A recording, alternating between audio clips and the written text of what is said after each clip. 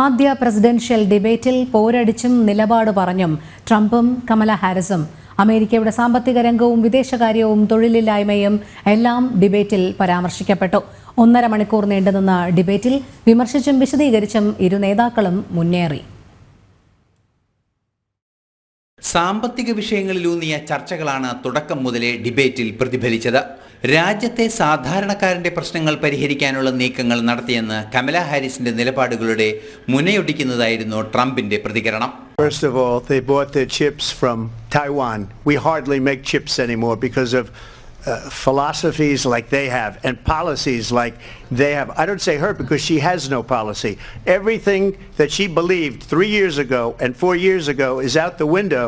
She's going to my philosophy now. In fact, I was going to send her a MAGA hat. She's gone to my philosophy. But if she ever got elected, she'd change it. And it will be the end of our country.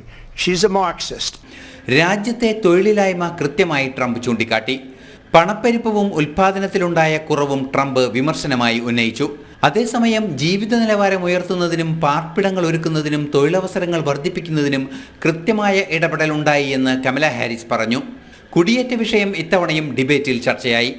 വിഷയം ഉന്നയിച്ച Trump പ്രശ്നത്തെ പരിഹരിക്കാൻ ശ്രമിക്കുന്നില്ലെന്നും ഊതിക്കത്തിക്കുന്നുവെന്നും കമല ഹാരിസ് പറഞ്ഞു.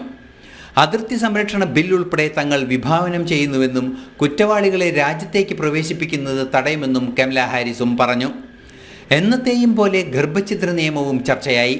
സ്ത്രീകളുടെ പ്രത്യുൽപാദനപരമായ അവകാശങ്ങൾ സംബന്ധിച്ച് അനുകൂല നിലപാടാണെന്ന് കമല പറഞ്ഞപ്പോൾ കുട്ടികളെ കൊന്നുകളയാനുള്ള വഴിയാണ് അത്തരം നീക്കങ്ങളെന്ന് വിശേഷിപ്പിക്കുകയായിരുന്നു ട്രംപ്.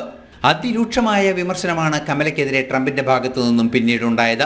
അറേബ്യൻ ഇസ്രായേലി ജനതയെ കമല ഹാരിസ് വെറുക്കുന്നുവെന്ന് ട്രംപ് ആരോപിച്ചു. അതേസമയം റഷ്യ ഏകാധിപതിയാണെന്ന നിലപാട് പറഞ്ഞ കമല ഹാരിസ് ഏകാധിപതികളെ ഇഷ്ടപ്പെടുന്ന മറ്റൊരു ഏകാധിപതിയാണ് ട്രംപ് എന്നും വിമർശിച്ചു. ഇത്തരത്തിൽ തുടർച്ചയായി കൊണ്ടും കൊടുത്തും 1.5 മണിക്കൂറോളം ചർച്ച മുന്നേറി. അന്തിമ നിലപാട് പറയാനുള്ള അവസരം ടോസിലൂടെ നേടിയത് ട്രംപ് ആണെങ്കിലും ചർച്ചയിലുടനീളം സജീവ സാന്നിധ്യമാകാൻ കമലയ്ക്കായി. ആദ്യ ഡിബേറ്റിൽ തന്നെ മികച്ച പ്രകടനം കമല നടത്തിയെന്ന് തന്നെയാണ് വിലയിരുത്തപ്പെടുന്നത്. ഇന്റർനാഷണൽ ഡെസ്ക്, ജനം.